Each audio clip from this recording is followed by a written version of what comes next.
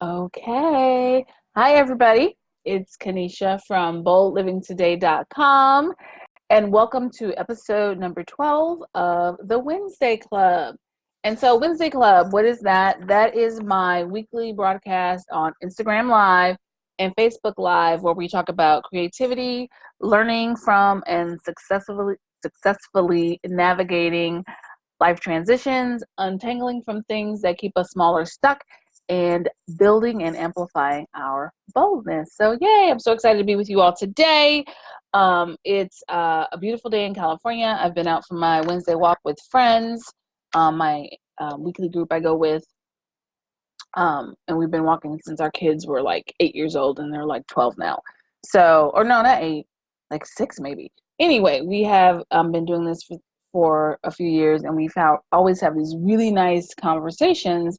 And today the conversation was centering around the upcoming holiday season. And, for those of you who celebrate Thanksgiving in the United States, preparing for next week is coming up. And I heard a lot of people say, I did not even realize that Thanksgiving is actually next week. And one of my friends said, I think I need at least 2 more weeks to even mentally prepare for what's coming up for the holiday season. And, we chuckled about it, but it's a real thing. A lot of times the holiday season tends to sneak up on people. So that's why today's topic is preparing mentally for the holiday season. But before we launch into today's information, I just want to do a recap of last week's episode, which was about the holiday resource guide, about how to prepare yourself to be future ready and the different things that go into that. And then the first part of the calendar audit for 2019. And I got a lot of great questions, so I want to answer those before we move on. So one of the questions was in response to the holiday guide. And the holiday guide is my shopping and resource guide for the holiday season. It has a lot of tips, tools, resources for you to have a happy, whole, and bold holiday season. And then it also has some information from collaborators who are women in business or women-owned business who also have tips and tools and different shopping promotions over the holiday season. So you can have unique, very well thought out gifts for people who you are purchasing gifts for or for yourself. So one person wrote, I love how you have I'm looking at my own writing. I love how you have I love how you have the burnout quiz on the first few pages of the holiday guide.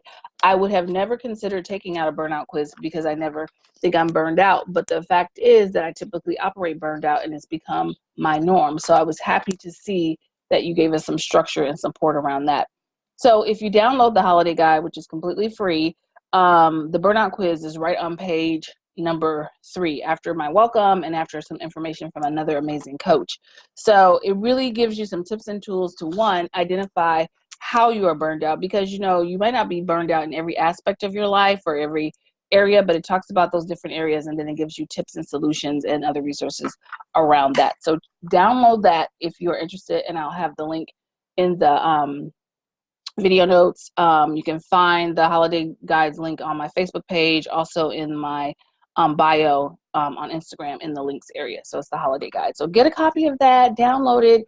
It's environmentally friendly. That's why we made it electronic, so you can have a copy to keep, but it'll be electronic, and then you can print out specific pages that you might need to have fun with over the holiday season. Like there's a section about conversation starters that you might want to use next week. Okay. The other question that came through was, Kanesha, I am always thinking about how to be future ready, but I'm always so inundated with the tasks and things I need to get through right now. How can I give myself some release or make relief? How can I give myself some relief so that I can focus on what I have to do right now, but also leave some space to plan for the future? So as I talked about in episode 11, I had gone to this event. There was a fantastic speaker, Nikki Barua, Barua, and she was talking about having access, agility, and accountability were 3 key things that you would need to be future ready. So one thing I would say to this person who wrote to me, definitely audit your calendar. You want to see how you are spending your time, because maybe there's some things that you have on your calendar right now or on your daily schedule or on your task list that you specifically don't have to tend to. You could outsource it, you could get support with it, you can move it over to another month, another week, another day, or even into the next calendar year. And then you need to get access to more strategies and tools that give you enough space to brainstorm, for you to look at and do self-assessments around your goals, around your productivity. And then as far as accountability, you need to set, between now and the end of 2019, maybe 1 to 3, no more than 3 mini goals, and then have some steps to go toward it, so that you can finish what you're trying to do right now and get yourself to be future ready. And one thing that I always tell people, and I know I keep saying this, but it's super important for you to know your productivity profile, so you'll know the areas where you have strengths, where you're excelling, and then the areas where you just need to fill in some gaps. We all have gaps in some areas. It's very normal. There's nothing wrong with you. But the thing is, if you don't know where you need to fill in those gaps, then you're constantly doing without having any purposeful productivity, and you will exhaust yourself, you'll make yourself burned out, and you won't be able to be future ready. So that's a challenge. So, I hear people say that a lot. The other question I had in regards to the calendar review and audit, thank you for bringing this to my attention. I have never in my whole entire adult life, I won't say how old I am, have ever considered doing a calendar audit, but at the same time, it makes a lot of sense, because I want to do better each year. But if I don't have the data, how can I prepare myself? So can you explain how to do a calendar audit without feeling bad about myself or feeling guilty? Excellent question, excellent response. In the worksheets that I provide around doing the calendar audit, and that's in the video notes, you can download that. That's also free. The information I talk about is it's an internal assessment. This information doesn't have to go anywhere beyond you. And anytime someone invests in themselves, whether you're working with a coach or doing something on your own, working with, a healthcare provider, whatever the case is, anytime you're investing in yourself, you have to give yourself credit for taking that initial step, for investing that time or resource or money or whatever it is. And you should never feel guilty about that. The other thing is, we can be skilled beginners. Even though we're adults or whatever age we are, or wherever we are in our careers and our lives, it's okay to be a beginner. This process is new for you, so it's okay to go through it for the first time. And then when you do it again, and at the end of 2020, a leap year, you'll have a different skill set going forward. You'll have a different lens, and it'll be okay. So, you don't have to feel guilty or beat yourself up for trying something you haven't done before, or having thought of doing that before. We don't know everything. This is why we, read books and learn things and go to classes and attend events and work with coaches and stuff like that. So no guilt, do the calendar audit. The information from last episode on the calendar audit was the first part, because remember, it's a 2-part thing. And I said I wanted to talk about the first part first, so people can get started, and then I will talk about the second part in a couple of weeks. Let me see what date that is. I think that's in a couple of episodes. Yeah, that will be in episode 14 on December 4th. So that's when we'll do the second part. You have to give yourself enough time to do the things that I ask you to do. So that's why it's purposefully having a break and a gap in between. So I got you. So do your part first, and then I'll help you wrap that up. So those are some great questions and responses. So I always appreciate when you tune in live or tune in the rebroadcast and send any questions or things you've been thinking about, because it just makes Wednesday Club purposeful, and I can help you in real time as much as possible. So that was that. All right, moving on to episode 12. I'm super excited. Preparing mentally for holiday gatherings. Yeah, it's so interesting how the holidays show up for all of us. Like, I'm an only child. I have a large extended family, so I've always really appreciated holiday gatherings, because it gave me a chance to be with my cousins and see my aunts and things like that. And, as I got older, probably about in my late 20s, I started to realize, I had heard friends and other people talk about how, they hated certain holidays because you went to so-and-so's house, or you had this type of tradition or something like that, and it was always so stressful. And I didn't initially understand that until I got much older. And in my late 20s, I realized I had this one aunt who, is a lovely person and makes amazing desserts. Okay. And that's all I'll say about that. But she has this habit of doing these, what do you call it when you do like a backhanded compliment? type thing. And I didn't catch on to that. I was just kind of slow to it, honestly speaking. And, I noticed it after I had my first child, and I saw her, and she was just like, oh, I see. What did she say exactly? She said something. I mean, my oldest is like 20, so this is a long time ago. But she said something to the effect of, oh, I see you just are just holding on to all the extra things you picked up during pregnancy. So basically, she was just calling me fat, right? That's what it comes down to. And, it was kind of shocking. I think my baby was like 2 months old, maybe 3. It takes time, right? I'm still working on all that, but still. And so, I was kind of shocked because I had never been the recipient of some of those backhanded compliments. And then, doing some conversations like, I can't believe she did that. And talking into some other people who knew, they're like, yeah, that's how she always talks to people and stuff like that. Like, that's just her way of keeping everybody on even level and stuff like that. And I thought, how bizarre. That's weird and strange. And I don't like it. So, coming to holiday gatherings, and I don't see her often or whatever, but I've seen her on several occasions. I mean, one time I had my other child and I was, resting, and she came to see me, and she was just like, oh, get out of the bed. Let me see how fat you gotten. Like, seriously? These are real things, people. I'm probably going to get in trouble for telling the truth, but I haven't named any names, and it's my experience, so I feel okay saying it, but it happened. So what I had to come to realize is that, what I do, I'm not here to change that person or anybody, but I need to work on myself, and I have to anticipate these things and not react and not get stressed out about these interactions that are to come. I have to anticipate, and I have to take good care of myself. So I'm just going to talk about today some of those tips on taking care of yourself and preparing yourself mentally for holiday gatherings, and what you can do to stay happy, whole, and bold. So I have a client who meets with me. I work with her probably like 3 times a year on specific career stuff because she has a great job. She's running different things. She'll need help on different proposals and just wants to get it just right. So she's kind of like one of my brainstorming clients who comes in specifically for that. But then she always does a separate session in November, always, because she wants to have her holiday game plan in place. And what we do, we focus on different ways she can write scripts to deal with challenging interactions that she's anticipating so she doesn't react, and different ways to have different strategies she can have to take breaks from everything. Hey, everybody. I see these beautiful people. Hi, Kiva. Hi, Teju. Yes. Okay. I don't have my glasses on. Hi, Tawana. Hi, everybody. Hi, Deneen. Hi, Jamina. I just get going so much. So with this client, we really work specifically on her having her own toolkit for dealing with challenging situations and also taking care of herself. It doesn't always have to be negative, but if you overindulge in something and you want to be, a little bit more mindful about your wellness, that could be part of preparing mentally for the holiday season. So yes, honey, holiday game plan. That's what you want to have. It's important. Yes, this is the time. This is your year.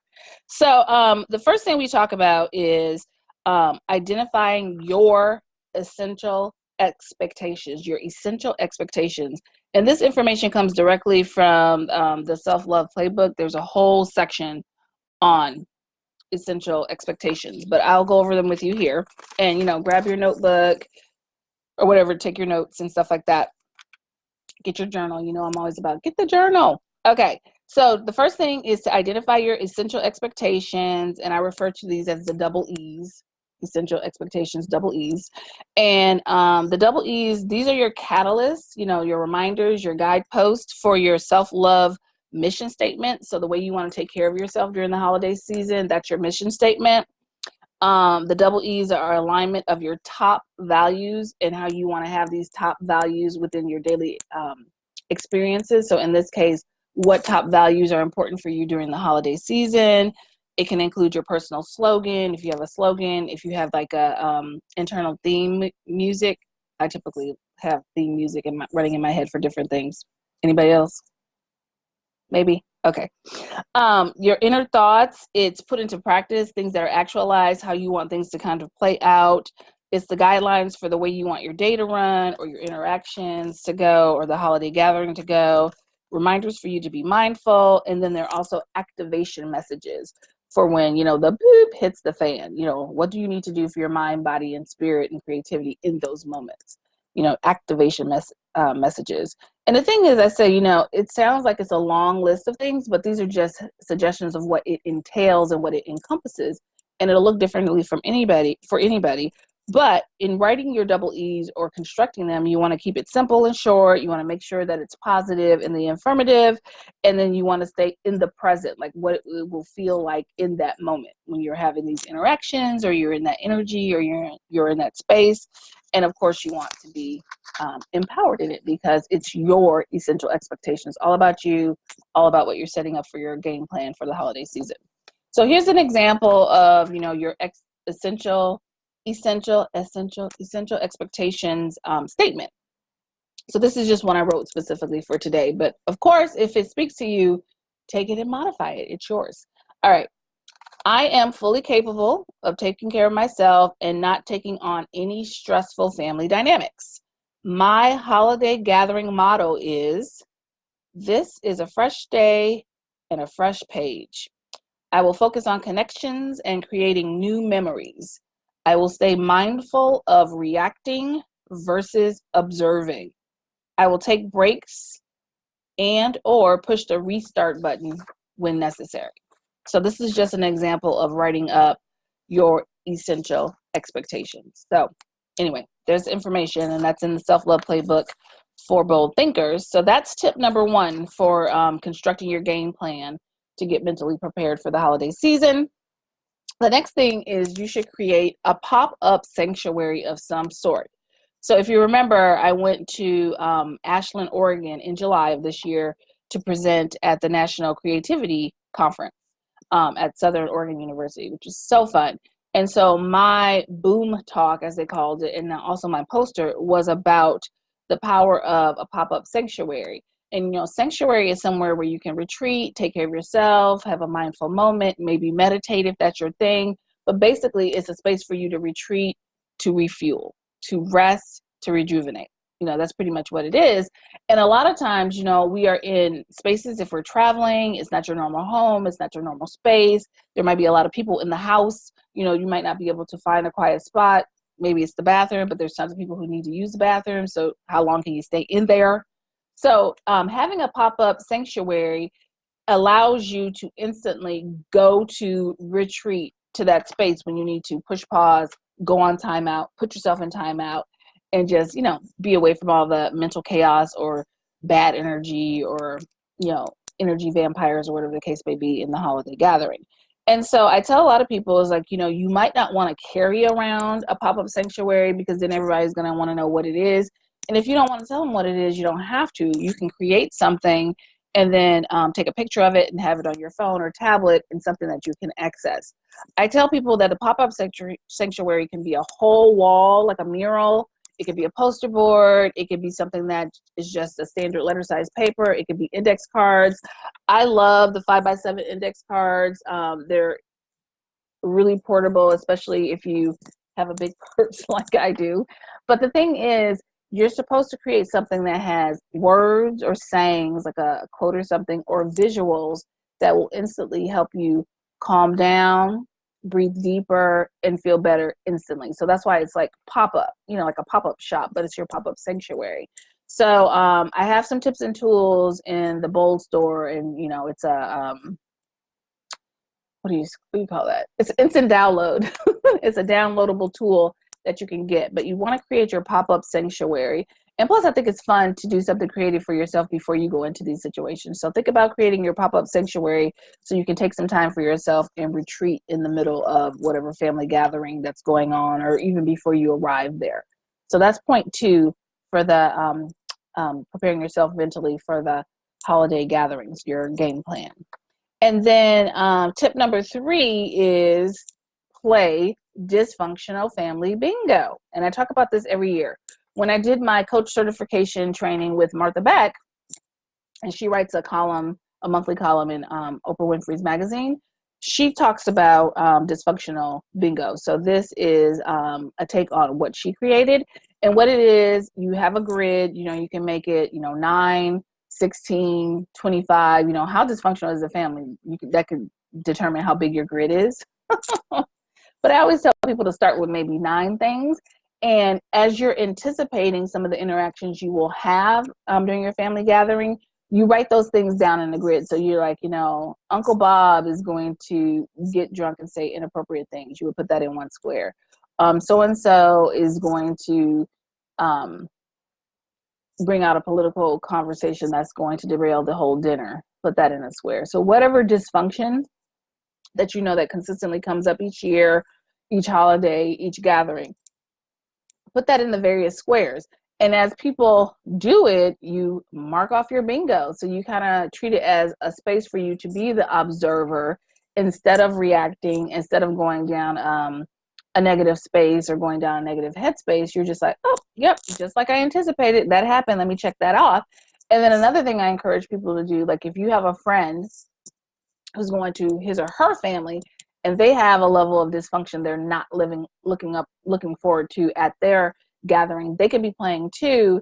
And then you all can decide what type of bingo is it. Is it like, 4 across, 4 diagonal, 4 corners, blackout, whatever the case is. And then once somebody gets bingo, they can text the other person and say, I got dysfunctional family bingo. And then you all can come up with a fun way to celebrate when you're back together. Maybe it's going out for coffee and the person who won, is the guest at the coffee, or, you go to lunch to discuss how it went, or whatever the case may be. And so I have a free template you can download and create your own. There's one already made, and then there's a blank one so that you can fill in your own stuff or modify it as you need. So that will also be in the video notes. So those are my 3 tips for getting your holiday game plan together. And the 3 tips were: identify your essential expectations. The second thing was create your pop-up sanctuary. And the third thing was play dysfunctional family bingo. Oh, the funny thing is, last year when I taught this concept, I did a whole workshop at the National Charity League for one of their chapters in Palo Alto. It was so much fun. And we talked about the desire of the season. So great. And I sent out, as a follow-up, the link to the dysfunctional family bingo. And then one woman emailed me and she's like, I played it when I went to see my family out east for the holiday. And I realized that I'm part of the dysfunction and I need to figure out how to regulate myself so that I'm not contributing to the dysfunction. I didn't realize how entrenched and enmeshed I was in it. So, good to know, because we're going to untangle for the things that don't help us stay bold, happy, and whole. So that's all part of the Wednesday Club. So it was good to hear that epiphany from her in playing dysfunctional family bingo. So all this information, how you can access it, will be in the video notes, and I will have those up later today. So coming up next week, I will be on vacation. So excited. I need a little break. I just want to stay in pajamas, drink tea, read my People magazines, and watch holiday movies, like the really cheesy ones. I love that. So I'm excited for that. I'm excited to see my daughter and see some friends and relax. So next week, it will be a pre-recorded broadcast, and that will be posted on my YouTube channel, on Facebook, and it will go out to my subscribers. So hopefully you're on my e-list, so you can get that delivered right to your inbox.